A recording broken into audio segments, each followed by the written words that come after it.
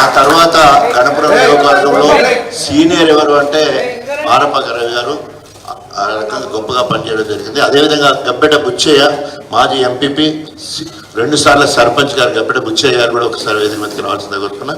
Ex MPP 2 సార్లు major గ్రామ పంచాయతీ ఒగ్లాపూర్కు సర్పంచ్గా కూడా వారు పనిచేయడం జరిగింది. అదేవిధంగా వేలేరు మండలంలో మరి 2 గ్రామ కమిటీ అధ్యక్షులు పోలు తిరుపతి గారు, అదేవిధంగా ప్రవీణ్ నార్లగిరి ప్రవీణ్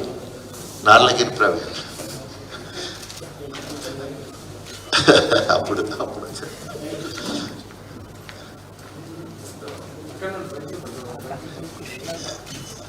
మిగతా వాళ్ళు చాలా మంది అటుపోయిళ్ళు ఇటు వచ్చిండ్రు, ఇటు పోయిళ్ళు అందరు కూడా గులాబీ కండ కప్పుకున్న వాళ్ళందరూ కూడా కొంత అటు ఇటు ఉన్నప్పటికీ కూడా ఈరోజు అందరూ కూడా గొప్పగా కేసీఆర్ గారి నాయకత్వం వచ్చి రాబోయే రోజులు పార్టీని అభివృద్ధి చేద్దామని చెప్పేసి తెలియజేసుకుంటూ ఇప్పుడు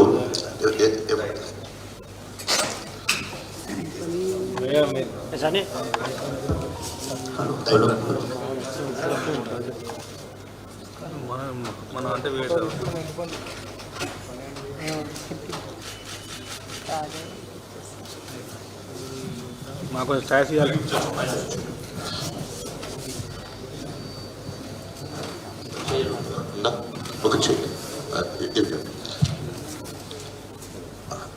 ఇప్పుడు ఇప్పుడు మన వరంగల్ అవిభక్త వరంగల్ జిల్లా మొత్తానికి మరి గణపూర్ నియోజకవర్గం ముద్దుబిడ్డ, జనగాం జిల్లా కేంద్రమైన జనగాం ఎమ్మెల్యేగా, అదేవిధంగా ఒక చెప్పాలంటే ఈ 2 నియోజకవర్గాలు అప్పుడు గెలిచినవి కూడా గన్పూర్ అండ్ జనగాం మాత్రమే గెలవడం జరిగింది. 2011 నుంచి వెళ్ళి మొన్నటి వరకు పనిచేసిన క్యాడర్ అంతానేమో గన్పూర్లో గెలిపిస్తే నన్ను ఇన్ఛార్జిగా జనగాంకి ఇస్తే జనగాం గెలిచిందన్న 2 గెలవడం అంటే ఎంత గట్టిగా కార్యకర్తలు కరుడుగట్టిన కార్యకర్తలతో దీన్ని బట్టి తెలుస్తుంది. సో రాబోయే రోజుల్లో మీ ఆశీస్సులు నిండుగా ఉండాలని కోరుకుంటూ ఇప్పుడు పల్ల రాజశేఖర రెడ్డి గారిని మాట్లాడుతున్నాను. అందరికీ నమస్కారం. పెద్దలు కేటీఆర్ గారు, రాజన్న, వేదిక మీద ఆశీలైన పెద్దలు, ముఖ్య నాయకులు, మరందరికీ కూడా స్వతంత్ర దినోత్సవ శుభాకాంక్షలు. తెలంగాణ సాధించిన శుభాకాంక్షలు కూడా ఈరోజు చెప్పుకుందాం. 2 మాటలన్నా అన్న మాట్లాడతారు అన్ని విషయాలు. గన్పూర్ 2001 నుంచి కూడా ఉద్యమానికి ముందు పీఠన ఉన్నది. సిద్దిపేటతో పోటీ పడుతూ, సిరిసిల్లతో పోటీ పడుతూ ఉద్యమంలో ముందున్నది. అన్నిట్లలో కూడా ఆనాటి నుండి ఈనాటి వరకు ఎన్ని కేసులైనా ఎదురు దెబ్బలైనా కూడా ఈనాడు కూడా ఎవరికి జంకలే. మొన్న జరిగిన ఎన్నికల్లో కూడా ఎంపీ ఎన్నికల్లో మొత్తం 7 నియోజకవర్గాల్లో 40,000 ఓట్లు దాటింది గన్పూర్ నియోజకవర్గం. గన్పూరు అభ్యర్థి గన్పూర్ వాళ్ళు ఉన్నారు. గన్పూర్ ఎమ్మెల్యే వాళ్ళు ఒత్తిడి పెట్టినా, బీజేపీ అభ్యర్థి కూడా అక్కడి నుంచి ఒత్తిడి పెట్టినా, అన్నీ కూడా కలపోతా కూడా మన మీద దాడి చేసినా కూడా ప్రతి ఊర్లో పొద్దున నుండి సాయంత్రం దాకా కూడా చెక్కు చెదరకుండా బెదిరించినా, కేసులు పెట్టినా, ఏం చేసినా కూడా కదలకుండా హైయెస్ట్ ఎక్కువ ఓట్లు సాధించింది మాత్రం మళ్ళా స్టేషన్ గన్పూర్ నియోజకవర్గం. అందులో మా మండలం తీసుకుంటే కూడా 800 ఓట్లు మాత్రం వాళ్ళకి ఎక్కువ పోయింది. మా ఊర్లో మాత్రం మళ్ళీ టీఆర్ఎస్ జెండానే ఎగరేసినాం ఇంత అందులో కూడా. కాబట్టి ఇవాటికి కూడా చాలా కర్కశంగా దుర్మార్గంగా వ్యవహరిస్తున్నాడు. డిగ్రీ కాలేజ్ చేస్తానంటే రానియలే, మున్సిపాలిటీ చేస్తానంటే మీకే తెలుసు ఎన్నిసార్లు రానియకుండా చేసిండ్రు. హరిశన దగ్గర పోయి 100 బెడ్ హాస్పిటల్ తెస్తే దాన్ని కూడా ఇనాగ్రేషన్ చేయనియలే. అనేక అభివృద్ధి కార్యాలకు అడ్డుపడి ఇవాళ మా నాయకులు కార్యకర్తలందరూ కూడా అడుగడుగున అడ్డుపడుతుంటే కూడా నిన్న కూడా మనోజ్ రెడ్డిని అక్కడికి పోతే ఆయన కూడా తీసుకుపోయి అరెస్ట్ చేస్తే ఇమ్మీడియట్గా మొత్తం కూడా కదిలిపోయినాం. కాబట్టి ఇవాళ మాకు నాయకులకు కొరత లేదన్నా, కార్యకర్తలకు కొరత లేదు. తెలంగాణ సాధించిన కేసీఆర్ గారి అడుగుజడల్లో 2001 నుంచి 14 వరకు ఎట్లున్నారో, 14 నుంచి 7 వరకు ఎట్లున్నారో భవిష్యత్తులో కూడా స్టేషన్ గన్పూర్ మన పార్టీకి అండగా మీ యొక్క ఆదేశాల కోసం ఎదురు చూస్తారని చెప్పేసి మీకు తెలియజేస్తూ, ఖచ్చితంగా మీ అందరికి కూడా ఇప్పటిదాకా మీరందరూ ఇటు జనగాంకి వచ్చి పనిచేసిండ్రు, జనగాం వాళ్ళు కూడా మొన్న మీ అందరూ కూడా వచ్చి పనిచేసిండ్రు. ఎమ్మెల్సీ ఎన్నికల్లో కూడా అద్భుతంగా పనిచేసిండ్రు, ఎంపీ ఎన్నికల్లో చేసిండ్రు, ఎమ్మెల్యే ఎన్నికల్లో కూడా రిజల్ట్ చూపించిండ్రు. కాబట్టి మనం భవిష్యత్తులో కూడా మనకు అధిష్టానం యొక్క అండదండలు ఎప్పటికి కూడా వాళ్ళ యొక్క నిర్దేశాలు, ఆదేశాలు, వాళ్ళ యొక్క సూచనలు, సలహాలు ఖచ్చితంగా ఉంటాయి. కేటీఆర్ గారిని కూడా రిక్వెస్ట్ చేస్తున్నాం, కొద్దిగా స్పెషల్ ఇంట్రెస్ట్ తీసుకొని వాళ్ళు చేస్తున్న దురాఘాతాలను ఇమ్మీడియట్గా మీ దగ్గర తీసుకొస్తే దానికి వెంటనే మీరు స్పందించాలని చెప్పి కూడా మా నాయకుల కార్యకర్తల తరఫున మీ అందరినీ కూడా నేను విజ్ఞప్తి చేస్తూ ఈ సందర్భంగా మారపాక రవి గారికి, అదేవిధంగా బుచ్చన్న గారికి, మిగతా ప్రవీణ్ గారికి, మిగతా తిరుపతి గారికి కూడా స్వాగతం తెలియజేస్తూ కలిసి పని చేసుకుందాం, కష్టపడదాం, మరలా ప్రభుత్వం మనదే వస్తుంది. మిగతా విషయాలు అన్నగారిని మాట్లాడవలసిందిగా కేటీ రామారావు గారిని విజ్ఞప్తి చేస్తున్నాను. జై తెలంగాణ. జై తెలంగాణ.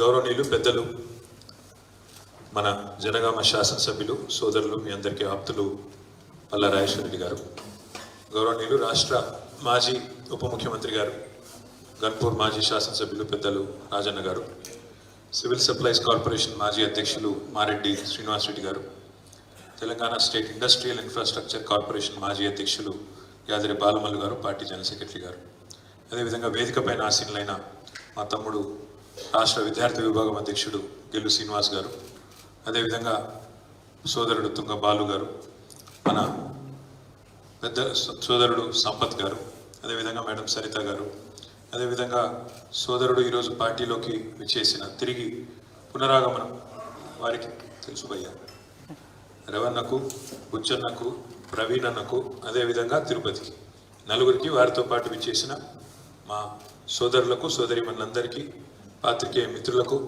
స్వాతంత్ర దినోత్సవం రోజు కూడా ఇంత ఓపికగా ఉన్న మా పాత్రికేయ మిత్రులకు పేరు పేరున అందరికీ కూడా హృదయపూర్వకంగా నమస్కారాలు, హృదయపూర్వకంగా ధన్యవాదాలు.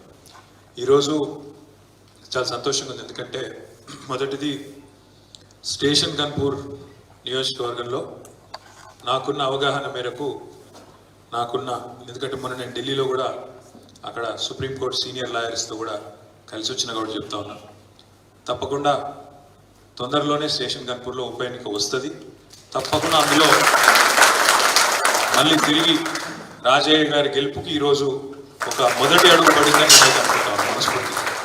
ఎందుకంటే కేసీఆర్ గారు పార్లమెంట్ ఎన్నికల సందర్భంగా వచ్చినప్పుడే చెప్పినారు, గన్పూర్లో ఉప ఎన్నిక రావడము ఖాయం, తప్పకుండా మనం గెలవడం ఖాయం అన్న మాట చెప్పినారు. చెప్పిన దానికి అనుగుణంగానే నేను కూడా వ్యక్తిగతంగా అనుకునేది, హైకోర్టులో ఆల్రెడీ తీర్పు రిజర్వ్ చేసి పెట్టుకొని ఉన్నారు, అక్కడ సానుకూల ఫలితం వస్తుందని నేనైతే అనుకుంటా ఉన్నాను. ఎందుకంటే ఆశాభావం ఉంది, తప్పకుండా వస్తుంది. ఎందుకంటే అది ఓపెన్ వీళ్ళేమి దాచుకొని కూడా దాచుకుంటలేరు వాళ్ళు. ఇట్లా గెలిచిండ్రు, అందులో ఎంపీకి పోటీ చేస్తాను, ఇట్లా గెలిచిండ్రు, కండువాలు కప్పుకొని ఓపెన్గా కుల్లా ఇల్లు ఊరు తిరుక్కుంటా కాంగ్రెస్ పార్టీ కోటేమని తిరిగిండ్రు. కాబట్టి ఇళ్ళ గెలిచిన వాళ్ళు అవతల పోయి మరి పార్టీ ఫిరాయింపులకు పాల్పడితే చట్టం చాలా క్లియర్గా ఉంది. మే 2023లో సుప్రీంకోర్టుకు సంబంధించిన రాజ్యాంగ ధర్మాసనం కూడా స్పష్టంగా తీర్పిచ్చింది. కాబట్టి తప్పకుండా హైకోర్టులో ఫలితం వస్తుందని నేనైతే ఆశాభావంతో ఉన్నా. అదేవిధంగా మిగతా ఎమ్మెల్యేల మీద కూడా కొంతమంది మీద, ముగ్గురు మీద వేసినాం ఇక్కడ హైకోర్టులో, మన కడియం శ్రీహరి గారు, అదేవిధంగా దానం నాగేందర్ గారు, తెల్లం వెంకట్రావు గారు, ముగ్గురు మీద ఆల్రెడీ హైకోర్టులో తీర్పు రిజర్వ్ ఉంది. మిగతా వాళ్ళ మీద సుప్రీంకోర్టుకు పోవాలనే ఆలోచన కూడా చేసినాం, మనం పోయి కలిసినాం ఢిల్లీలో, సీదా పోయి డైరెక్ట్గా సుప్రీంకోర్టులో వేద్దాం. ఇక్కడ స్పీకర్ గారు ఆయనకి ఇచ్చినా కూడా పిటిషన్లు ఏం చేస్తలేరు.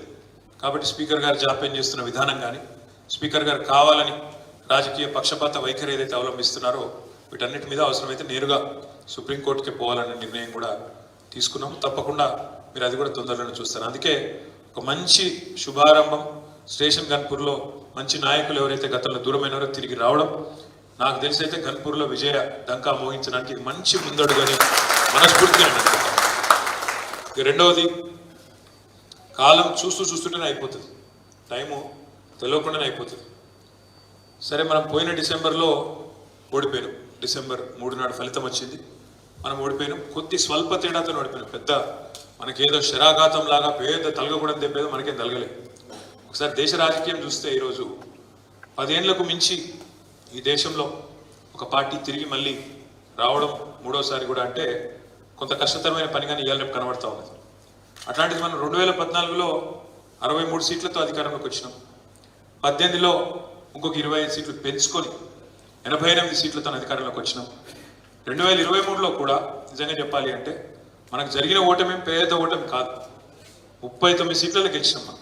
119లో 39 అంటే 3వ వంతు, 119లో 39.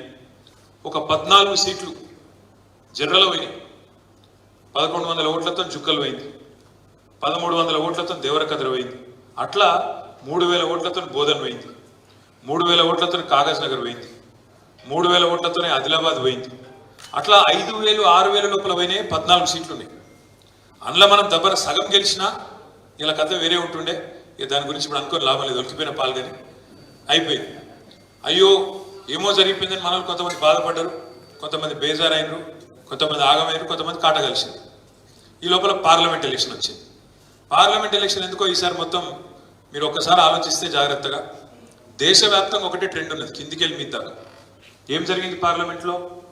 మోడీ ఇష్టం ఉంటే ఎన్డీఏకి, మోడీ ఇష్టం లేకపోతే ఇంకో కూటమికి అన్నట్టు 2 కూటమిల మధ్యలోనే నడిచింది. మధ్యలో ఏ కూటమిలో లేని వాళ్ళను ఏ పార్టీని కూడా దేశ ప్రజలు ఆదరించలేదు. ఉదాహరణకు మీరు చూస్తే పైన కాశ్మీర్ నుంచి కింద కన్యాకుమారి వరకు అదే ట్రెండ్ ఉన్నది. ఎట్లా అంటారా, పంజాబ్లో అకాలీదళ్ అనే పార్టీ ఉంటుంది, ఆ పార్టీ 2 కూటమిలో లేకుండా, అటు ఎన్డీఏలో లేదు ఇటు ఇండియాలో లేదు, వాళ్ళకి సీట్లు రాలేదు. పక్కకు వస్తే ఒరిస్సా, అక్కడ కూడా బిజు జనతాదళ్, వాళ్ళు కూడా 2 కూటమిలో లేకుండా ఒక సీటు ఒకటే వచ్చినట్టుంది, అది కూడా ఒకటి వచ్చిందో రాలేదు. అది కూడా 5 సార్లు ముఖ్యమంత్రి నవీన్ పట్నాయక్ గారు, వాళ్ళకు కూడా రాలేదు. ఉత్తరప్రదేశ్లో మాయావతి గారి పార్టీ, పెద్ద పార్టీ బీఎస్పీ, వాళ్ళకు కూడా ఒక్క సీట్ రాలేదు, వాళ్ళు కూడా 2 కూటమిలు ఎక్కడ లేకుండే. ఇంకోది కిందికి వస్తే మనకు కూడా రాలేదు. కింద జగన్మోహన్ రెడ్డి గారు కూడా 2 కూటమిలు లేకుండా, కాకపోతే ఆయనకి ఏంటంటే అసెంబ్లీ ఎలక్షన్ కూడా కలిసి రావడంతో ఆయనకు ఒక 4 సీట్లు వచ్చినాయి పార్లమెంటు, అసెంబ్లీ మన 11 వచ్చినాయి. ఇంకోది కిందికి పోతే ఇంకా గమ్మత్తు, కేరళలో లెఫ్ట్ ఫ్రంట్ గవర్నమెంట్ ఉంది, సిపిఎం గవర్నమెంటే ఉంది, ఎల్డిఎఫ్ అంటారు దాన్ని, లెఫ్ట్ డెమోక్రాటిక్ ఫ్రంట్. ఎక్కడైతే కేరళలో వాళ్ళ గవర్నమెంట్ ఉందో, ఎక్కడైతే కేరళలో సిపిఎం పార్టీ నాయకత్వం వహిస్తుందో ఆ గవర్నమెంట్కు, ఆ కేరళలోనేమో వాళ్ళ కూటమిలో లేరు, ఇండియా కూటమిలో చేరలే. వాళ్ళు చేరకపోతే అసలు కేరళలో వాళ్ళకి సీటే రాలేదు, 20 సీట్లలో 1 సీటు కూడా రాలేదు. కానీ పక్కకు తమిళనాడు ఉంటుంది, తమిళనాడులో సిపిఎం పార్టీ ఏమో ఇండియా కూటమిలో చేరింది. ఏ రాష్ట్రానికి ఆ రాష్ట్రం నిర్ణయం తీసుకున్నారు, కేరళ సిపిఎం చేరలే, తమిళనాడు సిపిఎం చేరింది. కేరళలో సీటు రాలేదు ఎక్కడైతే అధికారం ఉన్నారు, కానీ తమిళనాడులో చూస్తే 2 పార్లమెంట్ సీట్లు వచ్చినాయి సిపిఎం కూటమిలో చేరినాక. ఏం జరిగిందంటే దేశంలో నిట్ట నిలువున దేశం చీలింది. 294 ఒక దిక్కు, 239 ఒక దిక్కు వచ్చినాయి. మధ్యలో ఏ కూటమిలో లేని వాళ్ళు కేవలం 18 సీట్లే వచ్చినాయి. కాబట్టి మనం ఏదో పెద్ద బాధపడిపోయి ఏదో మనకేదో పెద్ద దెబ్బ తగిలింది బాధపడవలసిన అవసరం కానీ భయపడవలసిన అవసరం కానీ ఎంత మాత్రం లేదు. ఎందుకంటే ప్రజలు ఏదైతే కొంతమంది కాంగ్రెస్ చెప్పిన అడ్డగోలు హామీలు నమ్మి మోసపోయారు. అంటే మీరు గన్పూర్లో మోసపోలేదు, కానీ గన్పూర్లకు వేరే మోసం జరిగింది. గన్పూర్లో మోసపోయారు, మేము కూడా మోసపోయాం, అది కూడా చెప్తారు ఇప్పుడు.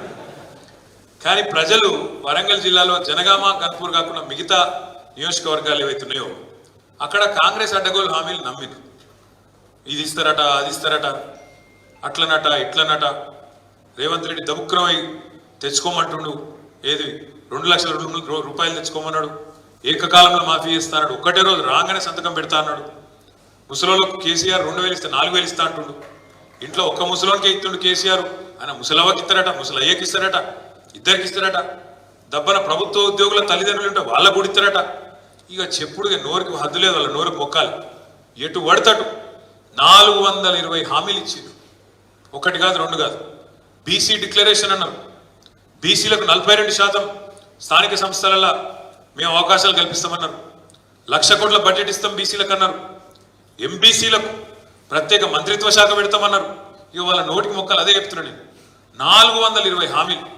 ఎస్సీ డిక్లరేషన్ వేరు, ఎస్టీ డిక్లరేషన్ వేరు, బీసీ డిక్లరేషన్ వేరు, మహిళా డిక్లరేషన్ వేరు, యూత్ డిక్లరేషన్ వేరు, విద్యార్థి డిక్లరేషన్ వేరు. ఇవన్నీ ఓను మీదికెళ్ళి 6 గ్యారంటీలు అని చెప్పి ఆగమాగం చేసి మొత్తానికి అడ్డగోలు కథలు చెప్పి కొంతమందిని, ఎక్కువ మందిని కూడా కాదు, కొంతమంది ప్రజలను సక్సెస్ఫుల్గా మోసం చేయగలిగారు. కానీ ఆఖరికి చూస్తే ఫరకెంత మనకు వాళ్ళకు. మనకు 39 సీట్లు వచ్చినాయి, వాళ్ళకు 64 వచ్చినాయి. మనకు 37% ఓట్లు వస్తే వాళ్ళకి 38.5% ఓటు వచ్చింది. అంటే కేవలం 1.5% తేడా. మొత్తం రాష్ట్రంలో పోలైన ఓట్లలో చూస్తే 4 లక్షల ఓట్ల తేడా. అంతే, మొత్తం 4 కోట్ల జనాభాలో 4 లక్షల ఓట్ల తేడా.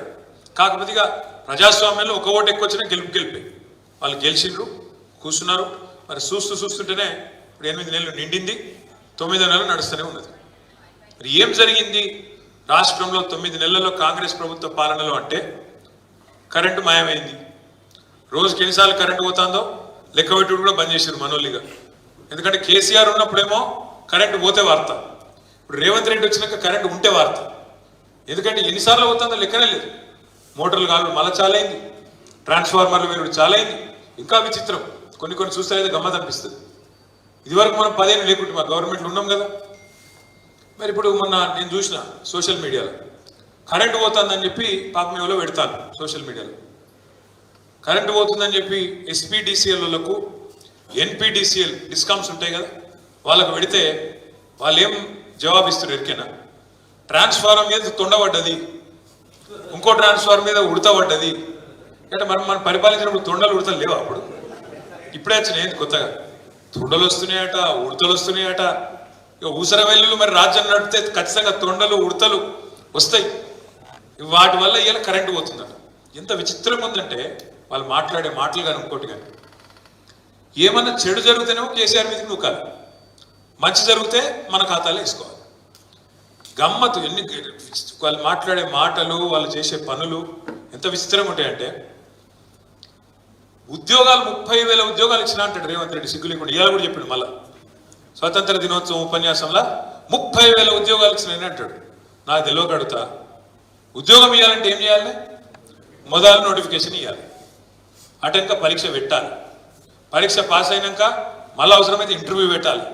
ఈ 3 అయినాకనే కదా ఉద్యోగం ఇచ్చేది. కానీ రేవంత్ రెడ్డి ఎంత అద్భుతం అంటే ఆయన పరిపాలన, ఒక్క నోటిఫికేషన్ ఇవ్వలే, ఒక్క పరీక్ష పెట్టలే, ఒక్క ఇంటర్వ్యూ చేయలే, కానీ 30,000 ఉద్యోగాలు ఇచ్చినా అని ఉదర కొడుతూనే ఉన్నాడు. లగ్గం కాలే, సంసారం చేయలే, కానీ పిల్లలు పుట్టినట్టు. ఎట్లా నమ్మాలి ఇది? ఈ మాట అడిగితే అగో మేము ఇచ్చినాం కదా, మేము మీ సందర్భంగా పరీక్షలు మీరే పెట్టచ్చు, కానీ మేము చిక్కుముళ్ళన్నీ మేమిస్తే అది కూడా తప్పంటవా అని లొల్లి. అంటే ఎంత ఇజ్జత్ తక్కువ మనుషులు అంటే, వాళ్ళ నాయకుడు రాహుల్ గాంధీ వచ్చిండు స్వయంగా ఇంటి. ఈయన చెప్తే నమ్మేటట్టు లేరని చెప్పి రాహుల్ గాంధీని తెచ్చి అశోక్ నగర్కి తీసుకుపోయి ఆడ చెప్పించిండు 2 లక్షల ఉద్యోగాలు ఇస్తాం మొదటి సంవత్సరంలోనే తెలంగాణ యువతకు 2 లక్షల ఉద్యోగాలు ఇస్తామన్నాడు. 2 ఉద్యోగాలు ఇచ్చిండా కనీసం? 2 ఉద్యోగాలు ఇచ్చిండా కనీసం? 2 నిరుద్యోగులు మాత్రం ఉద్యోగాలు సంపాదించుకున్నారు. రాహుల్ గాంధీకి ఉద్యోగం లేకుండే, ఇప్పుడు ఆయన ప్రతిపక్ష నాయకుడే. రేవంత్ రెడ్డికి ఉద్యోగం లేకుండే, ఆయన ముఖ్యమంత్రి అయ్యాడు. కేసీఆర్ ఉద్యోగం ఊడగొడితేనే మీకు ఉద్యోగాలు ఇస్తాయని నమ్మవలికి. మరి ఏమాయి వచ్చినాయి ఉద్యోగాలు?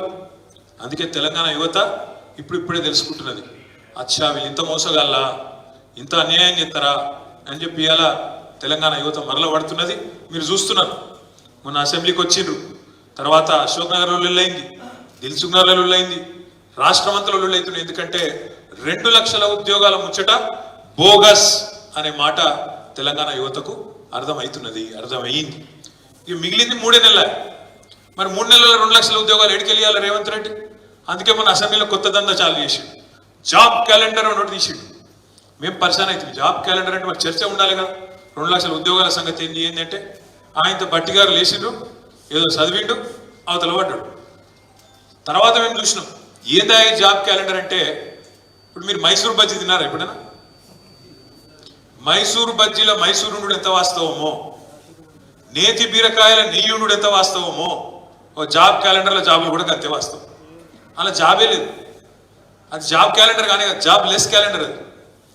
అది వేసి మళ్ళీ ఒకసారి పిచ్చోళ్ళని చేసినందుకు ఇక జాబ్ క్యాలెండర్ అని చెప్పి ఆయనతో వేసి అవతల పడ్డారు.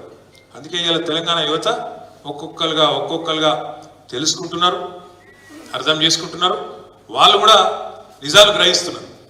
అట్లాగే రైతులు ఎన్ని మాటలు చెప్పిన రైతులకు. కేసీఆర్ కేవలం రైతులను పట్టించుకుంటాడు, రైతు కూలీలను దేక్తలేడు. కేసీఆర్ భూస్వాములకే వత్తాసు పలుకుతున్నాడు, కౌలు రైతులను దేక్తలేడు. మేము 2 లక్షల రుణమాఫీ చేస్తాం, కేసీఆర్ 10,000 ఇస్తాం, మేము 15,000 ఇస్తాం, రైతు కూలీలు నడుచుకుంటాం. ఇన్ని మాటలు చెప్పి ₹1 ఇచ్చారు ఎప్పటివరకు కనీసం? రైతు బందే దిక్కులేదు ఈరోజు వరకు. ఈరోజు మనం ఆగస్టు 15 నాడు ఉన్నాం. అదే కేసీఆర్ ప్రభుత్వం ఉన్నప్పుడు టెన్షన్గా జూలై నెలలో నాట్లు పడే టైం వరకు 7,600 కోట్లు టింగు టింగు టింగు మన ఫోన్ మోగుతుండే, 7,600 కోట్లు ఖాతాలో పడుతుండే. అదే ఇవాళ రేవంత్ రెడ్డి కాంగ్రెస్ ప్రభుత్వం రైతు బంధు ఎత్తగొట్టి రుణమాఫీ చేసినామని బిల్డప్ ఇచ్చి ఇయ్యాలటి వరకు కొన్ని గమ్మత్ అనిపిస్తాయి చూస్తుంటే, వాళ్ళకి తెలుగు వస్తుందా రాదా, తెలుగు ఉందా లేదా అర్థం కాదు. ఏకకాలంలో రుణమాఫీ అన్నాడు. 15 ఆగస్టు వరకు చేయకపోతే లక్ష్మీ నరసింహస్వామి మీద ఒట్టన్నాడు. మీ దగ్గర పెట్టుకున్నాడు ఏమన్నా? మీ దగ్గర కూడా ఏ దేవుని కాడిపోతే ఆ దేవుని కాడ ఒట్లేసిండు. మరి ఇలా ఏం తారీఖు? భద్రకాళి మీద ఒట్టేసిండా? సమ్మక్క సారక్క మీద ఒట్టు, భద్రకాళి మీద ఒట్టు, లక్ష్మీ నరసింహస్వామి మీద ఒట్టు. ఇలా 15 ఆగస్టేనా? 15 ఆగస్టు లోపల చేస్తా అన్నాడా? అయిందా మరి రుణమాఫీ? 2 లక్షల రుణమాఫీ 15 ఆగస్టు లోపల చేస్తా అన్నాడు. మరి ఇప్పుడు ఆ దేవుళ్ళ సంగతి ఏంటి? వాళ్ళెంత బాధపడాలి అంటే ఆఖరికి దేవుళ్ళ కూడా ఇచ్చిపెట్టలే ఓట్ల కోసం. ఏ దేవుడు కనబడితే ఆ దేవుడి మీద ఒట్టేసి అవద్దని చెప్పిండు. ఇంకా సిగ్గు లేకుండా పెద్ద పెద్ద ప్రకటనలు పత్రికలలో రుణమాఫీ అయిపోయింది, జరిగిపోయింది. కానీ ఒక రైతులకే కాదు, కేంద్రంలో ఉన్న కాంగ్రెస్ వాళ్ళకు కూడా అర్థమైంది. రాహుల్ గాంధీని పోయి అడిగిండు, సార్ మీరు రావాలి రుణమాఫీ అయిపోయిందని. కానీ రాహుల్ గాంధీ సంవత్సరం తెప్పించుకున్నాడట పాపం. అయిందా కాలేదా విడితోనే ఆయన పొంకనాల పోతిరెడ్డి ముందే అయినా ఆయన అబద్ధాలు చెప్తున్నాడని తెలుసుకుంటే 100% బోగస్ ముచ్చట అయిందని తేలిపోయింది. అందుకే రావాల్సిన రాహుల్ గాంధీ కూడా ఎత్తగొట్టాడు. మాట పోతే మళ్ళీ తిరుతారో పాడని చెప్పి రాహుల్ గాంధీ కూడా రాలే. రుణమాఫీ కాలే, రాహుల్ గాంధీ రాలే. ఈ రైతులకి ముచ్చట అర్థమైంది. బోనస్ అని కొట్టిరు. 500 బోనస్. ఏం రాసిండ్రల్లా? మీరు మేనిఫెస్టో చూసిరో లేదో? 2183 ఎంఎస్పి ఉన్నది, దాని మీదికెళ్ళి 500 కలుపుతాం, 2683 రూపాయలు ఇస్తామని చెప్పాడు బోనస్. 2183 ఏ వడ్లది? 2183 ఏ వడ్లది ఎంఎస్పి? దొడ్డుదేనా? మేనిఫెస్టోలోనేమో దొడ్డు వడ్లది పెడతాడు. మేనిఫెస్టోలో పెట్టినప్పుడేమో ఎంఎస్పి 2183, బోనస్ 500 కలిపితే 2683 రూపాయలు ఇస్తా అని చెప్పిండు.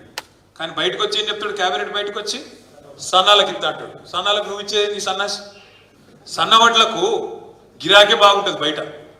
మామూలుగానే 10% మనోళ్ళు 10% వండిస్తారు, అది అంతకంటే ఎక్కువ వండించారు మన దగ్గర. ఆ 10% గిరాకీ బాగుంటుంది, 2700 రూపాయలు రానే వస్తుంది. నువ్వు ఇచ్చే అక్కర కూడా లేదు దానికి. ఎందుకంటే సన్నాలకు ఎంఎస్పీ ఏమో 2203 రూపాయలు, దొడ్డు మీద ఇంకో 20 రూపాయలు ఎక్కువ ఉంటుంది. దానికి 500 కలిపినా 2700 వస్తుంది. నువ్వు ఇచ్చినా ఇవ్వకపోయినా బయట మార్కెట్లో అదే వస్తుంది. అందుకే తెలివిగా ఏం చెప్పిండు పెద్దలు? ఒక సామెత చెప్తారు, గాలికి పోయే పేలపిండి కృష్ణార్పణం అంటారు. అంటే అర్థమైందా? ఒక పంతులు ఉంటాడు, పూజ చేస్తాడు కృష్ణునికి. చేస్తా అంటే ఆ పేలపిండి పెట్టి మొత్తం పేలాలు గీలాలు పిండి గిండి అని మంచి ప్రసాదం అంతా తయారు చేసి పెట్టిండాడు. ఈ లోపల జోరుగా గాలి కొట్టింది, ప్రసాదం అంతా ఎగిరిపోయింది. కృష్ణ మొత్తం నీకే నీకే అన్నాడు. ఇది కూడా అంతే. ఆ ఇచ్చేది లేదు, బోనస్ పీకేది లేదు. ఎట్లాగో 2700 అంతా రైతు నీ దగ్గర తీసుకోండి నీకెరికే వాళ్ళకెరికే. అందుకే ఏంది ఇచ్చే అవసరం లేని దానికేమో నేను సన్నాలకు ఇస్తున్నా అని డైలాగు. సన్నాయి నొక్కులు. ఇయ్యాల్సిన దొడ్డుబడ్లకేమో మేనిఫెస్టోలో పెట్టిన దానికేమో దిక్కులేదు. బోనస్ బోగస్ అయిపోయింది, రుణమాఫీ ఉత్తముచ్చట అయిపోయింది, రైతు కూలీల సంగతి ఉత్తదే, కౌలు రైతుల సంగతి ఉత్తదే. ఇవన్నీ ఇప్పుడిప్పుడే రైతన్నలకు కూడా మంచిగా అర్థమవుతుంది. ఇక మా ఆడబిడ్డలు ఎన్ని మాటలు చెప్పిరాలు. బస్సు ఫ్రీ అన్నారు, బంగారం ఫ్రీ అన్నారు. కేసీఆర్ 1,00,000 రూపాయలు ఇస్తాడు పెళ్లికి, మేము తులం బంగారం ఇస్తా అన్నాడు. మరి ఇప్పటికి 2.5-3 లక్షల పెళ్లిలేని. రేపు 18వ తారీఖు కూడా పిచ్చిపిచ్చుకునే పెళ్లిలు, లెక్కలేని పెళ్లిలు ఉన్నాయి 18వ తారీఖు. మళ్ళా శ్రావణ మాసం మొదలైంది, పెళ్లిలు ఇక లెక్క దివానం లేని ఉన్నాయి. మరి ముఖ్యమంత్రికి బంగారం షాపులో తెలియదా? లేక పతార లేదా? బంగారం దొరుకుతలేదా? ఏమైందో తెలియదు. గవే మళ్ళీ కేసీఆర్ ఉన్నప్పుడు ఇచ్చిన 1,00,000 రూపాయల చెక్కులు తప్ప, అది కూడా మొన్నటిదాకా తొక్కిపెట్టిండు. మళ్ళీ మనోళ్ళు కొట్లాడితే, మన పల్లరాజేశ్వర రెడ్డి, మన కౌశిక్ రెడ్డి అందరు కొట్లాడితే ఆఖరికి మొన్న ఎమ్మెల్యేలతో మళ్ళీ ఇప్పించే కథ. లేకపోతే అది కూడా ఎత్తగొట్టే ఆలోచన ఉండే. మళ్ళా అదే 1,00,000 రూపాయల చెక్కు కేసీఆర్ ఇచ్చిపోయింది తప్ప తులం బంగారం లేదు, మన్ను లేదు. అందుకే మేము చెప్పినాం పార్లమెంట్ ఎన్నికల్లో కూడా, తులం బంగారం కాదు తులం ఇనుము కూడా ఇయ్యడని చెప్పిన నేనైతే. మీరు రాసి పెట్టుకొని ఈయనే ఇయ్యడు. ఇప్పటికే రేవంత్ రెడ్డి 2.5 లక్షల తులాల బంగారం బాకీ ఉన్నాడు. ఆడపిల్లలు 2.5 లక్షల పెళ్లిలు అయినాయి. కాబట్టి ఆడపిల్లలకు కూడా అర్థమైంది, బంగారం రాదు, ఇక బస్సు, ఇక ఆ బస్సు అందం చెప్పరాదు.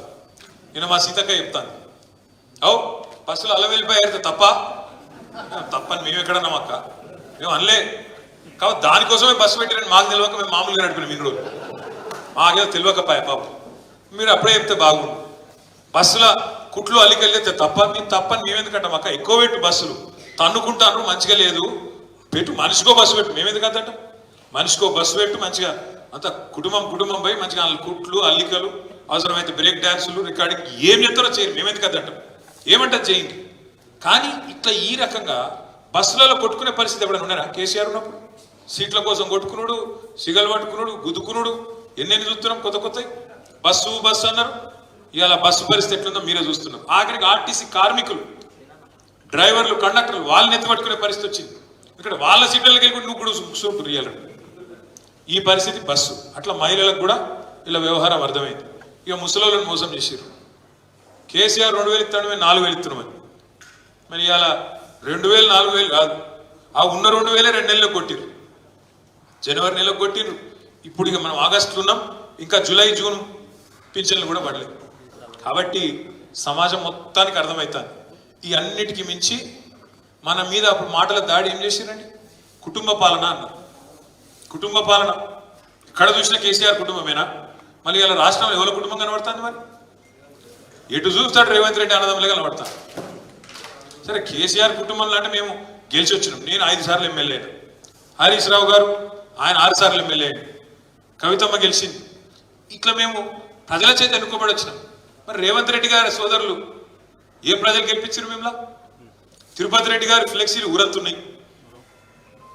ఫస్ట్ ఇంకా తిరుపతి రెడ్డి గారు ఫ్లెక్సీ పెడితే పాప రేవంత్ రెడ్డి ఫోటో పెట్టాలి, అదో కథను మళ్ళా అటెన్కి అతికిచ్చారు. కొండల రెడ్డి గారు మరి ఏ అధికారంతో ఆస్ట్రేలియాకు పెద్ద బృందం తీసుకొని పోయిండు కొండల రెడ్డి. ఇంకో తమ్ముడు అమెరికాలో వాళ్ళ తమ్ముడితోని 1000 కోట్ల ఒప్పందం కుదుర్చుకున్నాడు. ఇది కుటుంబ పాలన కాదా? చూస్తలేరా ప్రజలు?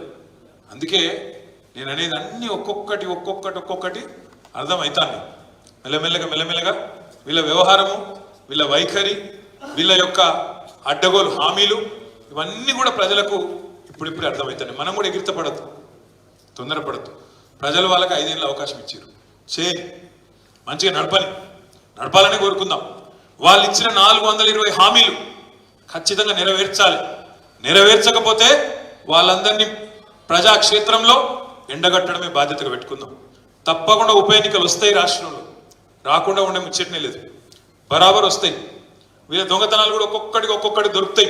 ఇంకా చాలా ఉన్నాయి చెప్పాలంటే వీళ్ళ కుటుంబ పాలన వ్యవహారాలు. రేవంత్ రెడ్డి గారు బామ్మర్ది ఉంటాడు, సృజన్ రెడ్డి అని. ఆయన కంపెనీకి మొన్ననే దాదాపు 1000 కోట్ల రూపాయల టెండర్ ఇచ్చింది. అమృత్ అని. అమృత్ టెండర్లలో రేవంత్ రెడ్డి గారి బామ్మర్ది కంపెనీకే 1000 కోట్ల రూపాయల వరకు ఇచ్చారు. ఇక మరి ఇవన్నీ ఒక్కొక్కటి బయటకు వస్తాయి. ఒక్కొక్క మంత్రి, ముఖ్యమంత్రి వాళ్ళు చేస్తున్న పనులు ఇంకా మేము ఇంకేం మొదలు పెట్టలే.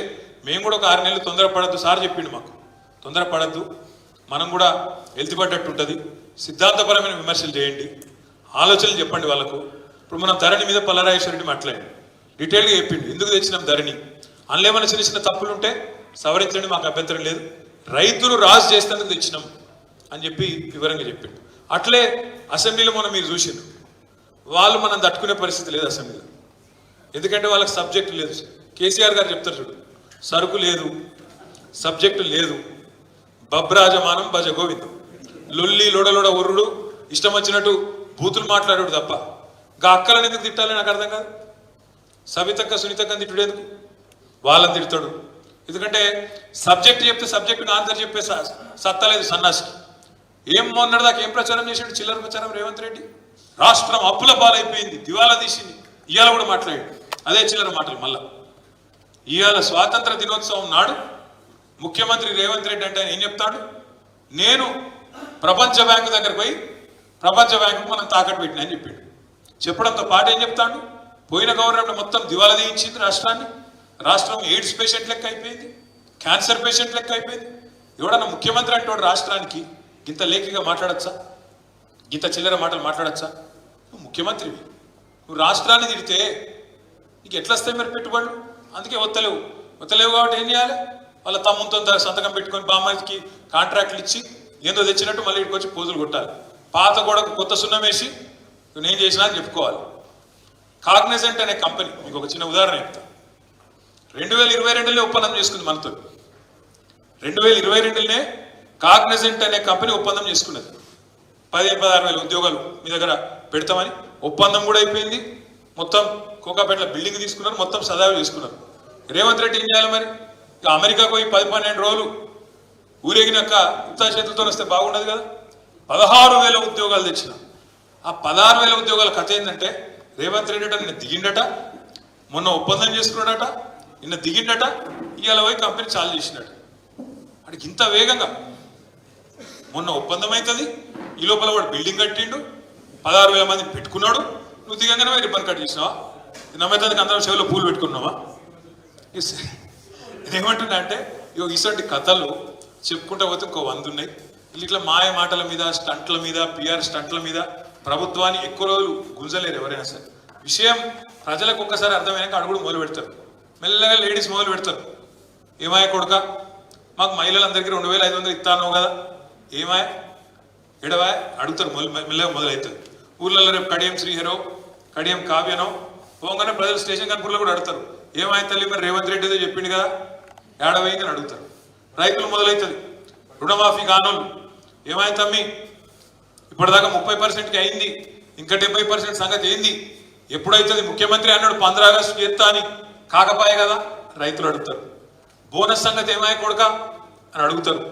నిరుద్యోగ భృతి ఏమాయ అని అడుగుతారు. నేను మీ అందరినీ కోరేది ఒకటి, మనం కూడా కొద్దిగా టైం ఇవ్వాలి కదా గవర్నమెంట్కు. హెల్త్ పడద్దు కదా, తొందరపడద్దు కదా. తొందరపడితే అవో మీరు ఓర్చుకుంటలేరు, అక్కస్తో మాట్లాడుతున్నారు. మా ప్రభుత్వం కూసోలే ఇంకా టికాయించలే అప్పుడే అన్ని చేసేది ఉండేనా అని లొల్లి పెడతారని ఎరికే. మనం అడగలే వాళ్ళని. 100 రోజుల్లో 6 అయినా అన్ని అమలు చేస్తాను మనం చెప్పమల్లే. అయినా వాళ్ళు పోయి పొంకనాలు కొట్టేందుకు చెప్పిర్రు, మేము ఇది చేస్తాం అది చేస్తాం, 100 రోజుల్లోనే 6 గ్యారెంటీలు అమలు చేస్తాం అని నరికింది. 100 రోజులు వీకింది, ఇప్పుడు ఎన్ని రోజులు అయినా? 8 నెలలు అంటే 250 రోజులకు వచ్చింది. ఏమీ లేదు, అంతా అవుతుంది. డబ్బాల రాళ్ళే చూపినట్టు లొడ సప్పుడు, కేసీఆర్ని తిట్టుడు, తెల్లారులేస్తే లొల్లి పెట్టుడు, ఏమనంటే అప్పులపాలు చేసినాం. ఇంకొక మాట అప్పుల విషయంలో కూడా మీకు చెప్పాలి. మొన్న అసెంబ్లీలో ఎండగట్టినాం, మంచిగా చెప్పినాం, మీరు మాకు అప్పజెప్పిపోయినాడు 2014లో రాష్ట్రం ఆనాడు రెవెన్యూ మిగులు ఉన్న రాష్ట్రం, రెవెన్యూ సర్ప్లస్ స్టేట్. ఆ రోజు ఎంతుండే రెవెన్యూ మిగులు? 300 చిల్లర కోట్లు ఉండే. మనం దిగిపోయినాడు 2023లో వీళ్ళకి అప్పజెప్పినాడు రెవెన్యూ సర్ప్లస్ స్టేట్ ఎంతుండే? 5,900 కోట్లు. ఇది బడ్జెట్లో ఉన్నది, నేను చెప్పిన దానిలో లేదు. మన బట్టి పెట్టిన దానిలోనే ఉన్నది. బట్టి గారు పెట్టిన దానిలో సోషియో ఎకనామిక్ అవుట్లుక్ అని పెట్టిండు, అందులోనే ఉన్నది. మేము మీ దగ్గర, మీ కాంగ్రెస్ పార్టీ దగ్గర మీరు రాష్ట్రాన్ని మాకు అప్పజెప్పినాడు రెవెన్యూ మిగులు 300 చిల్లర కోట్లు. మేము మీకు మళ్ళీ తిరిగి అప్పజెప్పినాడు 5,900 కోట్లు. రెవెన్యూ సర్ప్లస్ అంటే ఏంది? అంటే అన్ని జీతాలు ఇయ్యంగా, అన్ని పెన్షన్లు ఇయ్యంగా, అన్ని మిత్తులు గట్టంగా తెచ్చిన అప్పుల మీద మిత్తులు గట్టంగా ఇంకా మిగిలి ఉంటే రెవెన్యూ సర్ప్లస్ అంటారు. ఆ పరిస్థితిలో మీకు రాష్ట్రాన్ని అప్పచెప్పారు. మీకు శాతగాక, నడపరాక, మీకు తెలివి లేక, మీకు ఏం చేయాలనో అర్థం కాక, ఇచ్చిన వాగ్దానాలతో ప్రజలు ఎక్కడ తంతరో అని భయమయ్యి ఇంకా కూడా కేసీఆర్ను బదనాం చేసి, కేసీఆర్ అప్లపాలు చేసిండు. ఎక్కడ అప్లపాలు చేసిండు? అప్లపాలు చేస్తే రెవెన్యూ సర్ప్లస్ స్టేట్ ఎట్లుంటుంది మీకు? ఇవన్నీ బయటపడతాయని చెప్పి నేను మాట్లాడినాక ఆ రోజు ఆయనతో ముఖ్యమంత్రి వచ్చి గిచ్చికాయం పెట్టుకొని ఆ అక్కలని 2 మాటలని ఇంకొక ఆయనతో ఎమ్మెల్యేతో మమ్మల్ని తిట్టిపించి బూతులు మాట్లాడించి ఈ చిల్లర పనులు చేసి ప్రజల దృష్టి మరల్చేందుకు ప్రయత్నం చేస్తూ ఉన్నారు. మనం చేయవలసిందల్లా ఒకటి, ఇంకా మనకు 4 ఏళ్ల కాలం ఉంది వచ్చే ఎలక్షన్కు. మనం చేయవలసింది వచ్చే జనరల్ ఎలక్షన్. మీకు ఉప ఎన్నిక వస్తుంది కానీ జనరల్ ఎలక్షన్ వచ్చేది నేను చెప్పేది. వచ్చే జనరల్ ఎలక్షన్ లోపల మనం చేయాల్సిందల్లా ఒకటి, మన కార్యకర్తలను, నాయకులను సుశిక్షితులైన సైనికులుగా తయారు చేసుకోవాలి. ఈ విషయాలన్నీ వాళ్ళకి చెప్పాలి. అదే ఉల్లిగడ్డ కదా ఎట్లయితే ఒక్కొక్క పొర విప్పి మంచిగా నీట్గా చేయొచ్చో అట్లా ఒక్కొక్క విషయం కాంగ్రెస్ చేస్తున్న చిల్లర ప్రచారం విషయంలో అబద్ధాలు ఎన్నైతే వాళ్ళు ఆడుతున్నారో ఇప్పి చెప్పాలి. శిక్షణా తరగతి ప్రారంభించుకుందాం. మనకు అన్ని జిల్లాల పార్టీ ఆఫీసులు ఉన్నాయి. ఇప్పుడు మీరు ఇక్కడ దాకా వచ్చే అక్కడ కూడా లేదు. జనగామ జిల్లా పార్టీ ఆఫీస్ మీకే ఉన్నది. బ్రహ్మాండంగా నడుపుకుందాం. అక్కడే శిక్షణా తరగతులు పెట్టుకుందాం. మన వాళ్ళను, కొత్త పిల్లలు, కొంతమంది సీనియర్ నాయకులు పోతే పోయినరు, పెద్ద పదవులు చేసిన వాళ్ళు, ఉప ముఖ్యమంత్రి పదవులు చేసిన వాళ్ళు కూడా ఇవాళ వాళ్ళ బిడ్డకు ఎంపీ టికెట్ తీసుకొని కూడా పార్టీకి ద్రోహం చేసిపోయినారు. ఇంకొక ఆయన స్పీకర్ ఉండే, మంత్రి ఉండే, ఆయన వేయండు. ఇంకొక పెద్ద మనిషి 2 సార్లు రాజ్యసభ, ఆయన బిడ్డ మేయరు, ఆయన పోయిండు, వీళ్ళందరూ పోయినా నాకైతే విశ్వాసం ఉంది. ప్రజల చైతన్యము, ప్రజల్లో ఉండే ఒక ఉత్సాహం చూస్తుంటే, మన కార్యకర్తల్లో ఉండే పోరాట పటిమ చూస్తుంటే నాకైతే సంపూర్ణ విశ్వాసం ఉంది. తప్పకుండా మళ్ళీ 4 ఏళ్ల తర్వాత వీళ్ళందరినీ ఎవరెవరైతే మోసం చేసిండ్రో ప్రజలే తీవ్రంగా గుణపాఠం చెప్తారు. ఇక వాడోడు వీడోడు కాయగూరలు ముచ్చట్లు చెప్తూ ఉంటారు కొంతమంది. అసలు టీఆర్ఎస్ పార్టీ ఉండదట అంటాడు, విలీనం అయిపోతుందట, అయిపోయిందట, మాట ముచ్చట అయిపోయిందట. ఇప్పుడు కవిత గారు జైల్లో ఉన్నది, నేను అన్నాను పార్టీ వర్కింగ్ ప్రెసిడెంట్ను, మీదకెళ్ళి కవిత అన్నాను. మరి నేను పోయి ఢిల్లీలో లాయర్లను కలవద్దా, బెయిల్ ముచ్చట మాట్లాడద్దా, అవసరమైతే 4 రోజులు ఉండి ఏమవుతుందో విచారించొద్దా, అమ్మాయిని కలిసి ధైర్యం చెప్పొద్దా? గా పని మీద నేను పోతానట, వీడు బీజేపీలో కాలు మొక్కిండు, చీకట్ల బేరం చేసుకున్నాడు, మాకేం కర్మ? నిజంగా చీకట్ల బేరాలు చేసుకుంటే ఇలా కరెక్ట్గా 150 రోజులు కవిత జైలు ఉండి, కరెక్ట్గా మార్చి 15 నాడు అరెస్ట్ చేశారు. ఇలా 150 రోజులు. ఇలా మా ఇంట్లో ఆడబిడ్డ వీళ్ళందరి మాకు నిజంగానే వాళ్ళతో ఒప్పందం ఉంటే 150 రోజులు జైలు ఉంటుండేనా? నేను అడుగుతున్నా, మిమ్మల్ని ఒకసారి ఆలోచించు. ఒక్క కాంగ్రెస్ వాడు జైలు ఉన్నాడే రోజు? ఎవరికి మరి ఒప్పందం లోపాయి కాదు, మనకా వాళ్ళకా? మన ఇంటి ఆడబిడ్డని జైల్లో పెడితే కూడా మనం కొట్లాడుతున్నాం. ఒప్పందం లేదు, మను లేదు, విలీనం లేదు, ఏది లేదు. ప్రజల్లో లీనమై పనిచేస్తాం. ఇంకో 24 ఏళ్ళు నిండింది టీఆర్ఎస్, ఇంకో 24 ఏళ్ళు అవసరమైతే ఇంకో 50 ఏళ్ళు ఉండేటట్టు బ్రహ్మాండంగా తయారు చేసుకున్నాం. అడ్డమైన ప్రచారాలు, మనం మాయమైపోవాలని కోరుకుంటే చాలా మంది ఉన్నారు మార్కెట్లో. కేసీఆర్ పార్టీ పెట్టిన మొదటి రోజు నుంచి ఈ పార్టీ ఉండద్దు అని కోరుకున్న వాళ్ళు 7 మంది ఉన్నారు. ఒక్కడు కాదు, మనం ఉండద్దు, ఉంటే నడవది, వాళ్ళ కథలు వాళ్ళకి ఇరికే. అట్లా కోరుకున్న వాళ్ళు, మనం పోవాలని కోరుకున్న వాళ్ళు, మన పార్టీ నాశనం కావాలని కోరుకున్న వాళ్ళు పోయిన తప్ప మనం మాత్రం మంచిగా ఉన్నాం. 2 ఎలక్షన్లు తెలంగాణ వచ్చినాక మననే గెలిపించారు ప్రజలు. ప్రజలకు మనం రుణపడి ఉండాలి. 10 ఏళ్ళు మనకు అవకాశం ఇచ్చింది, వాళ్ళకు రుణపడి ఉండాలి, వాళ్ళ రుణం తీర్చుకోవాలి. రుణం తీర్చుకోవాలంటే తప్పకుండా ప్రతిపక్షంలో ఉన్న వాళ్ళకి సేవ చేస్తూనే ఉండాలి, ప్రజల తరపున కొట్లాడుతూనే ఉండాలి. కాంగ్రెస్ పార్టీ ఏవైతే హామీలు ఇచ్చిందో అమలు చేయకపోతే ఈ చింతపండు అవుతుంది అన్నట్టు బ్రహ్మాండంగా ప్రజల తరపున వాళ్ళని చైతన్యం చేసి నడిపిస్తూనే ఉండాలి. తొందరలో పార్టీ కూడా కార్యక్రమాలు ఇస్తుంది. మనం ఆగిన ఇన్ని రోజులు ఎందుకంటే ఎగిరిత పడద్దు, తొందర పడద్దు, బాగుండదు అని ఆగిన. కానీ నాకు తెలిసి రాబోయే కొద్ది రోజుల్లోనే మన పార్టీ పెద్దలు, మన అధ్యక్షులు కేసీఆర్ గారు కూడా నియోజకవర్గాల వారీగా అందరికి టైం ఇస్తా అని చెప్పింది. రాజన్న ఒక మాట అన్నాడు, మా గన్పూర్లో కలవాలి, ఫస్ట్ మీ గన్పూర్లో తీసుకుపోతా. ఆ మాట నేను ఇస్తున్నా. మొదలు మీతోనే మొదలు పెడదాం. ఎందుకంటే ఉప ఎన్నిక వచ్చేది ఉన్నది, తప్పకుండా ఆడ మనం యుద్ధానికి సన్నద్ధం కావాల్సిన అవసరం ఉన్నది. రాజేశ్వర రెడ్డి గారితో, రాజన్నతో నా రిక్వెస్ట్, మీరు అందరినీ తీసుకొని రండి. ముఖ్య నాయకులను ఒక 500-600 మంది అయినా సరే, 1000 మంది అయినా సరే, మీకు దగ్గరనే ఉంటుంది మంచిగా సార్ ఇల్లు కూడా. కాబట్టి రండి, సార్ పొలం చూసినట్టుంటుంది. అందులో కూడా ఏదో బంగారం దాచిపెట్టినట్టు చెప్పి ఈ రోజు ఇలా అడవి చూస్తే మన వాళ్ళందరూ పశాన్ అవుతారు. గిల్లు కూడా కేసీఆర్. మరి ఇక ఎట్లుంటుంది కథ అంటే కొన్ని చెప్పుంటే సిగ్గుపోతే ఏమన్నారే ప్రగతి భవన్ గురించి, అందులో బంగారం బాత్రూమ్లు ఉన్నాయన్నారు, తర్వాత అందులో బుల్లెట్ ప్రూఫ్ ఇంకేదో ఉన్నాయన్నారు, 150 రూమ్లు ఉన్నాయన్నారు. నేను మన బట్టి గారిని అడిగిన, అలానే ఉంటాడు ఆయన. అన్న మరి ఎన్ని రూమ్లు ఉన్నాయి సార్ చూపెట్టకపోయినా ఒకసారి అందరిని విషయాన్ని అడిగిన. ఏహే అని అవుతుంది, బంగారు బాత్రూమ్ ఏడునే చూపెట్టకపోయినావు అన్న. నేను అసెంబ్లీలో అడిగిన, ఇక ముఖం ఇటు తిప్పుకొని అవతల పడతారు. అంటే ఎన్ని గలీజ్ ప్రచారాలు చేసిరంటే, ఉన్నాయి లేనట్టు, లేని ఉన్నట్టు. ఒక్కటి కాదు, మా చెల్లె చెప్తుంది లంకె బిందెలని. ఎంత ఎట్లా తయారంటే, ఇదే రేవంత్ రెడ్డి, ఎవడో కాదు, ఇదే రేవంత్ రెడ్డి మన పాత సెక్రటేరియట్ కులగొట్టి మంచిది కడదామనుకొని ఒకటి తెలంగాణ వచ్చింది, తెలంగాణకి ఇట్లా షాన్ లెక్క కట్టాలి ఒకటి. కేసీఆర్ గారు ఒక మంచి ఆలోచనతో, ఎందుకంటే గవర్నమెంట్ లెవెల్ పర్మనెంట్ కాదు, ఎవరో ఒకసారి ఒక అవకాశం ప్రజలు ఇస్తే వాళ్ళు దయ తెలిస్తే మనం ఉంటాం, తెల్లారు ఇంకోళ్ళని ఆశీర్వదిస్తే వాళ్ళు వస్తారు. కాబట్టి ఒక సెక్రటేరియట్ అనేది రాష్ట్రానికి సంబంధించిన ఒక నిశాని మంచిగా కట్టాలని చెప్పి కేసీఆర్ గారు, ఇదివరకు గజిబిజి ఉంది, మంచిగా లేదు. ఒక ఫైర్ యాక్సిడెంట్ అయితే కూడా అలా ఈ ఫైర్ ఇంజన్ తిరిగేందుకు కూడా సందు లేదు, దానికి ఫైర్ సేఫ్టీ ఇది కూడా లేదని చెప్పి, క్లియరెన్స్ లేదని చెప్పి ఒక మంచి సెక్రటేరియట్ కట్టాలని చెప్పి దాని పాత దానికి కూడా కొట్టాడు. దాని మీద ఎన్ని తిట్లు అందులోనట. కింద లంకె బిందెలు ఉన్నాయి, నేల మాలిగలు ఉన్నాయి, పద్మనాభ స్వామి గుడి, అనంత పద్మనాభ స్వామి గుడి కింద కేరళలో ఎట్లయితే ఉండేనో అట్లున్నాయి. కేసీఆర్ ప్రగతి భవన్కి వెళ్ళి కింద సొరంగం తవ్వి అలాగే పైసలన్నీ ఎత్తుకపోయినట్టు రేవంత్ రెడ్డి. నేను చెప్పేది కథ కాదు, ఇది అన్నాడు. అప్పుడు మరి మెదడు మోకాళ్ళలో ఉండేనా ఏడున్నా తెలియదు, కానీ రేవంత్ రెడ్డి, ఇదే రేవంత్ రెడ్డి కేసీఆర్ పోయి సొరంగం తవ్వుకొని కిందికెళ్ళి పైసలు ఎత్తుకుపోయినా అన్నాడు. ఏమన్నా పిచ్చోడనన్నా మంచోడనన్నా సరే అయిపోయింది. ప్రజలు అసంటోని గెలిపించారు. ఇలా ఆయన ముఖ్యమంత్రి అయ్యిండు. ముఖ్యమంత్రి అయినాక ఆయనకి సోయికి వచ్చింది. ఇక్కడ నేను లంకె బిందులు ఉంటాయి అనుకొని వచ్చిన, ఇక్కడ లేవు అని ఇప్పుడు బాధపడతాడు. రేవంత్ రెడ్డి గారికి నేను చెప్పేది ఒకటే, మంది చేసిన పని క్రెడిట్ కొట్టుడు అలకట్ పని. కేసీఆర్ ఉద్యోగాలు ఇస్తే నేను ఇచ్చినా అని చెప్పుకున్నాడు అలకట్ పని. ఇలా పోయి ఖమ్మంలో స్పీచ్ కొడతాడు రేవంత్ రెడ్డి గారు. కేసీఆర్ కంప్లీట్ చేసిన ప్రాజెక్ట్ సీతారామ ప్రాజెక్ట్, ఆ సీతారామ ప్రాజెక్టు 10 లక్షల ఎకరాలకు నీళ్ళు ఇచ్చే ప్రాజెక్టుకు ఇలా ఈయన పోయి రిబ్బన్ కటింగ్ చేసి ఈయననే చేసినా అని చెప్పుకుంటాడు. ప్రజలకు అన్నీ తెలుసు, ప్రజలకంతా తెలియకుంటున్నారని మీరు అనుకుంటే మీరు అమాయకు. బట్టి గారు చెప్తాడు, మన అసెంబ్లీలో మేము అందరం విన్నాం, ఎంత గొప్పగా చెప్పినట్టే మాకే ఆశ్చర్యం అనిపించింది. బట్టి గారు స్పీచ్లు ఏమంటాడు ఎరికేనా, సీతారామ ప్రాజెక్టు మీరు క్లిక్స్ పెట్టిపోయినరు, మా ముఖ్యమంత్రి మేము ఖమ్మంలో రివ్యూ పెట్టి అధికారులను మాట్లాడి ఎన్ని పైసలు కావాలరా బాబు అంటే 75 కోట్లు ఇవ్వమన్నారు, ఈ మనంగానే దబ్బుకుని ఇచ్చేసినాం, ఒక కాల్వ దవ్వినాం, 1,25,000 ఎకరాలకు నీళ్ళు ఇస్తున్నాం అని చెప్పిండు.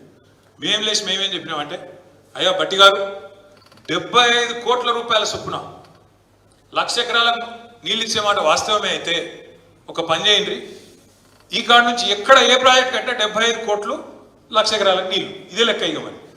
ఇంత ఇంతకంటే 1 ఎకరం 1 కోటి అటు ఇటు కావద్దని చెప్పినాం. నిజంగానే నువ్వు చెప్పింది వాస్తవం అయితే బట్టి గారు, శాసనసభలో ఏకగ్రీవ తీర్మానం చేద్దాం, నేను నోబెల్ ప్రైజ్కి పంపిద్దాం నీ పేరు. ఎందుకంటే నోబెల్లో ఎవడు కూడా గీత గొప్పవాడు లేడు. 75 కోట్ల రూపాయలతో 1,00,000 ఎకరాలకు నీళ్ళు ఇచ్చిన మహానుభావుడు ఇంజనీర్ ఎవరు లేరు. కాబట్టి మా బట్టన్నకు నోబెల్ ప్రైజ్ ఇవ్వాలని చెప్పి మేము ప్రతిపాదన పెడతామని. మాకు మైక్ ఇయ్యలే అనుకో, అవి మైక్ ఇస్తే ఇజ్జత్ అవుతుంది కదా, ఇయ్యలే అంటే ఎట్లుంటుందండి, ఒక ఇట్లుంటాయి అబద్ధాలంటే. ఇదివరకు మనం కట్టిన పంప్ హౌస్లు ఎక్కడో పోయినాయి, మనం కట్టిన రిజర్వాయర్ ఎక్కడో పోయింది, నీళ్ళు ఎత్తుడు ఎక్కడో పోయింది, పంపులు పెట్టింది ఎక్కడో పోయింది. ఆఖరికి వచ్చి చిన్నగా అవసరం లేని కాలువ తవ్వి ఆ కాలువల నట కొన్ని నీళ్లు పోసి ఇప్పుడు నేనే చేసిన అని చెప్పుకుంటానికి అలా రిబ్బన్ కటింగ్ పోయాడు ముఖ్యమంత్రి. ఇక ఆ పార్టీ దానికి మళ్ళీ 3 మంత్రులు, ఒక ఆయన ఒకరోజు పోతాడు, ఆయన పోయి మట్టిని ముద్దాడుతాడు, ఒక ఆయన ఇంకొక ఆయన నెత్తి మీద నీళ్లు చల్లుకుంటాడు, ఇంకొక ఆయన మొత్తం నేనే చేసిన ఈయనలో ఇవాళ ముఖ్యమంత్రి పోయి ఆఖరికి మళ్ళీ ఆయనలో. ఈ పిఆర్ స్టంట్లతోని ఈ డ్రామాలతోని ప్రజలను ఎక్కువ రోజులు పిచ్చోళ్ళని చేయలేరు, కన్ఫ్యూజ్ చేయలేరు. ప్రజల అమాయకులను మీరు అనుకుంటాను కాదు, ప్రజలకు అన్నీ తెలుసు, అన్ని వాళ్ళ అనుభవాలు ఉన్నాయి. అందుకే మన గణపురంలో కూడా ఆగమయ్యేది లేదు, తొందరపడేది లేదు. రాజన్నతో కూడా నా ప్రార్థన, దయచేసి మీరు పలరాజేశ్వరరెడ్డి అనుకొని గ్రామ కమిటీల నుంచి మండల కమిటీల నుంచి మొత్తం పటిష్టంగా పునర్నిర్మాణం చేయండి. ఎందుకంటే ఎన్నిక రాబోతున్నది, బ్రహ్మాండంగా పునర్నిర్మాణం చేయండి. కొత్త పాత అనే పంచాయతీ లేకుండా గట్టి వాళ్ళను ఉరుకులాడేటోళ్ళను ప్రభుత్వంతో కొట్లాడే సత్తా ఉన్న వాళ్ళందరినీ మంచిగా కలిసికట్టుగా టీంలు చేయండి, బ్రహ్మాండమైన నిర్మాణం చేయండి. నెంబర్ 1. నెంబర్ 2, నేను మీకు ఇప్పుడే చెప్పినట్టు మొట్టమొదలు మనమే సమావేశం అవుదాం కేసీఆర్ గారితో. సెప్టెంబర్లోనే మంచిగా డీటెయిల్గా మీటింగ్ పెట్టుకొని ఎట్లా ముందుకు పోవాలో దానికి కూడా క్యాలెండర్ వేసుకుందాం, ముందుకు పోదాం. 3వది శిక్షణా తరగతులు కూడా తప్పకుండా పార్టీ క్యాడర్ పెట్టుకోవడంతో పాటు ప్రభుత్వం చేస్తున్న మోసాలు, ప్రభుత్వం ప్రచారం చేస్తున్న పచ్చి అబద్ధాలు, ప్రభుత్వం ఏ రకంగా 420 హామీలు ఇచ్చి కాంగ్రెస్ పార్టీ ఇవాళ ఒక్కొక్క వర్గాన్ని ఎట్లా మోసం చేస్తుందో ఇవన్నీ కూడా ఎండగడతాం. మరొక వైపు స్థానిక సంస్థల ఎన్నికలు కూడా రాబోతా ఉన్నాయని చెప్తున్నారు. సరే, వీళ్ళు మోసగాళ్ళు. ఏం చెప్పిండ్రు వీళ్ళు? స్థానిక సంస్థల్లో బీసీలకు 42% రిజర్వేషన్ ఇస్తామన్నారు. నేను ఈరోజు చెప్తున్నా, మీరు రాసి పెట్టుకోండి. బీసీ డిక్లరేషన్లో చెప్పిండు రేవంత్ రెడ్డి 42% రిజర్వేషన్లు ఇచ్చినాకనే ఎన్నికలు పెడతా అన్నాడు. నేను ఇయ్యాలని చెప్తున్నా, ఏ మాత్రం రిజర్వేషన్ పెంచకుండానే ఎలక్షన్ పోతాడు. మీరు అది పెట్టుకోండి. ఎందుకంటే మోసం చేయడం కాంగ్రెస్ నైజం, అలా ఏం అనుమానం కూడా అక్కర్లేదు. బీసీలను మోసం చేసే రేపు లోకల్ బాడీ ఎన్నికలు కూడా పెడతారు. ఇక దానికి ఏదో తొంపు పట్టుకుంటారు, ఇట్లా నట మాకు తెలియదు, ఇది వరకు మేము ఇట్లా అనుకోలే 5-4 తొంపులు పెట్టి తప్పించుకునే ప్రయత్నం చేస్తారు. స్థానిక సంస్థల ఎలక్షన్ కూడా మనం ప్రిపేర్ కావాల్సిన అవసరం ఉన్నది. జెడ్పీటీసీలు కానీ, ఎంపీటీసీలు కానీ, సర్పంచులు కానీ, ఇంకో 3-4 నెలలు పోతే కౌన్సిలర్ ఎలక్షన్స్ కానీ వరుసగా వస్తాయి. మనం సిద్ధం కావాలి, కొట్లాడాలి. ఇక బీజేపీ వాళ్ళ భాగవతం కూడా మననే బయటపడ్డది అసెంబ్లీలో. వీళ్ళు పూర్తిగా కాంగ్రెస్కు అనుకూలంగానే ఉన్నారు. ఉన్న బీజేపీ ఎమ్మెల్యేలు 5-6 ఎవరైతే ఉన్నారో తలా ఓ దారి, ఒక ఆయన అటు పోతే ఒక ఆయన ఇటు పోతాడు. అసెంబ్లీలో ఒక దారి లేదు, ఒక దిశానిర్దేశం లేదు. ఇంకోటి బీజేపీ విషయం కూడా రాష్ట్ర ప్రజలకు కూడా అర్థమైంది. మన కేంద్ర బడ్జెట్లో మనకు వచ్చింది 0. ప్లస్ ఇక్కడున్న బీజేపీ వాళ్ళు కాంగ్రెస్ కనుసన్నలనే పనిచేస్తున్నారు, రేవంత్ రెడ్డి కనుసన్నలనే పనిచేస్తున్నారు అనే విషయం కూడా స్పష్టంగా అర్థమైంది. కాబట్టి మనం ప్రజల్లోకి ప్రధాన ప్రతిపక్షంగా పోవాలి, పునర్నిర్మాణం చేసుకోవాలి. ప్రతి అంశం ప్రజలకు అరటి పండు వచ్చినట్టు మంచిగా పూసగుచ్చినట్టు చెప్పాలి. మనకు కావాల్సినంత టైం ఉంది, తొందర ఏం లేదు. కావాల్సినంత టైం ఉంది. మీరు కూడా ఎవ్వరు ఎగిరిత పడకుండా మంచిగా పార్టీ పదవులు తీసుకోండి, చక్కగా కష్టపడదాం. 4 ఏళ్ళు ఎన్ని రకాలుగా కష్టం చేయాలో అన్ని రకాలుగా కష్టం చేద్దాం. రాజేశ్వర రెడ్డి అన్న ఒక మాట అన్నాడు, మీరు ఎప్పుడు పిలిచినా రావాలి, మాకు అండగా ఉండాలన్నాడు.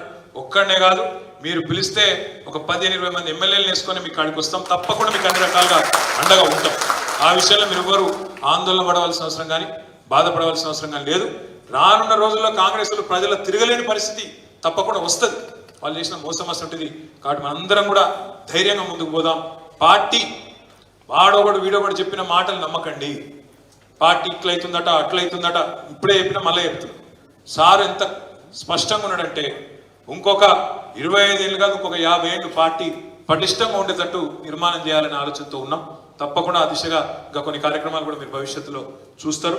ఈరోజు పార్టీలో చేరిన రవి గారు, బుచ్చయ్య గారు, తిరుపతి గారు, ప్రవీణ్ గారు, వారి వెంబడ వచ్చిన మన మండల నాయకులు, మన ముఖ్య నాయకులు, గన్పూర్ నియోజకవర్గానికి సంబంధించిన మీ అందరికీ పేరు పేరున మళ్ళొకసారి సుస్వాగతం తెలియజేస్తూ జై తెలంగాణ. మనము ఒక్కొక్కటి మండలాల వారిగా ఫోటో దిద్దాం. ముందు